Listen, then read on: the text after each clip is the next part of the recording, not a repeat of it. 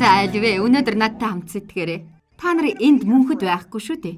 Өөрийн амьдралдаа бэлэн байхын тулд цагийг ашиглаач.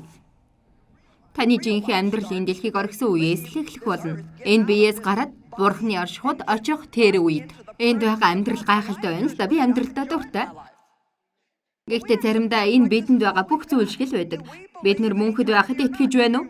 Бурхан бидэнд орон гэр бэлдэж байгаад итгэж байна уу? Том байшин.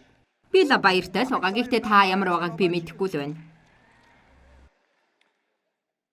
Эфес 4:14-д Паул хэлэхдээ бид цаашид хүүхэд байхаа болж давлгаанд эн тэнчидэгдэн альва номлолын салхи хүмүүсийн ов мэх болон залхаа хуйлдааны башир аргад тугдалгүй.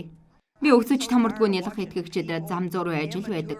Явж ил байдаг жижигхэн шинээр гарсан онолууд болгоны араас гүйжил байгааг нь хараад залхдаг.